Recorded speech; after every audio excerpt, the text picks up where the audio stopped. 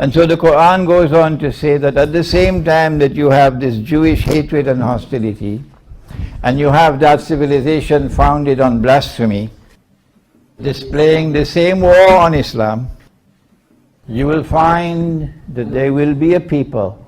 You will find that there will be a people who will be the closest in love and affection for you. And I hope Bosnia is listening, and Kosovo is listening, and Albania is listening, and Macedonia is listening. You will find that there will be a people who will be the closest in love and affection for you, who will say, we are Christians. And that is because the Quran goes on to identify who are these Christians.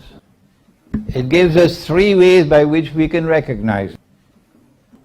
Number one, they still hold on to monasticism.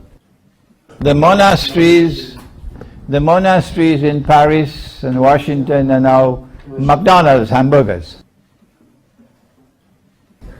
and Pizza Hut, and bingo halls. But the monasteries are returning to Russia, and every Greek is proud of his monastery. Monasticism is still alive and powerful and strong in the Eastern Orthodox Christian world. The Quran speaks and says something more. It says that they are not an arrogant people.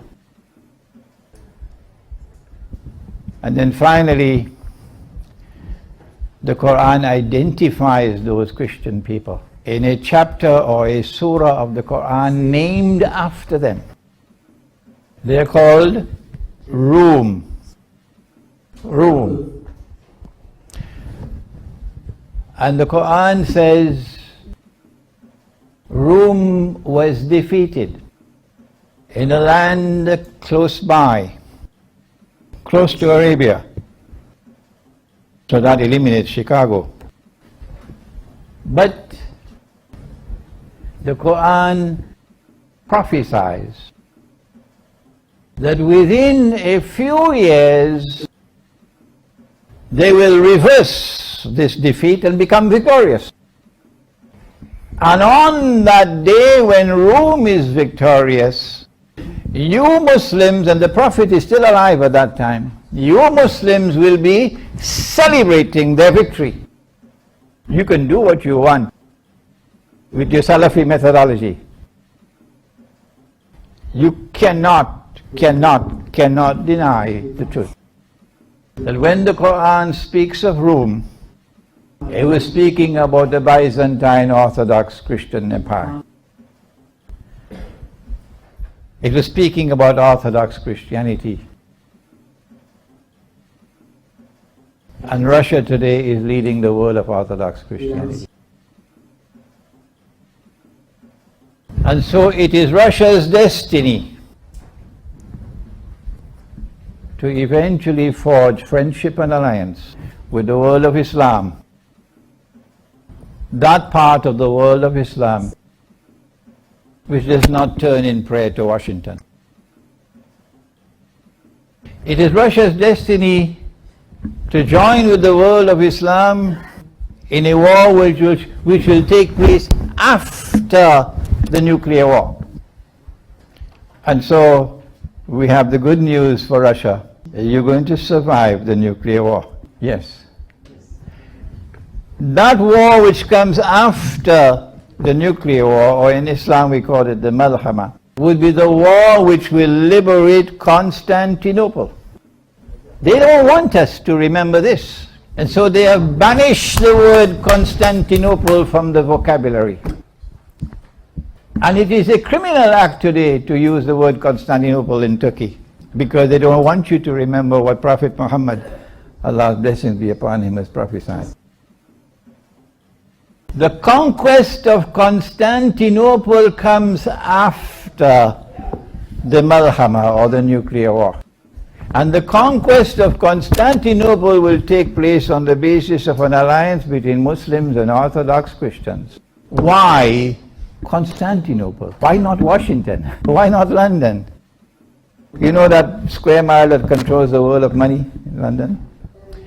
Why Constantinople? The answer is connected with the Black Sea. The answer is connected with Crimea. There is only one possible explanation for a conquest of Constantinople, and that is that Russia will survive the nuclear war as a naval power. And the conquest of Constantinople will liberate the Bosphorus, from NATO control. And so the Russian Navy can pass through the Bosphorus into the Mediterranean. And that's going to create serious problems for Pax Judaica. I don't think we need to speak more on Russia's destiny. This is enough. We can conclude that it is more than just amazing that a man living in the desert of Arabia 1400 years ago, who never went to school, never went to university, could not read, could not write. Allah kept him that way. Who never traveled out of Arabia, never came to Geneva. That 1400 years ago he could prophesy that from underneath the river Euphrates will emerge a mountain of gold. And the people will fight for that gold. And the 99 out of every 100 would be killed. And then he warned us that we must not touch that gold. How should we respond to a monetary collapse? The scholar is sitting right here. Petro has more expertise than I do. How do we survive not just economic collapse, but more specifically monetary collapse, which could be around the corner? Could be a year or two from now. Make sure you don't leave this hall today until we get some answers. All I can do is to take my head and join it with yours and ask Petro to join with us. How do we survive monetary collapse? How can we extricate ourselves from a monetary system that is digital and electronic? How should we respond to the day when governments no longer rule the world, but banks will rule the world?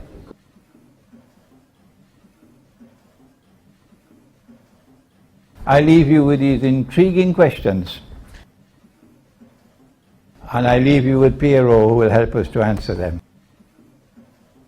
Thank you. Wassalamu alaikum wa rahmatullah.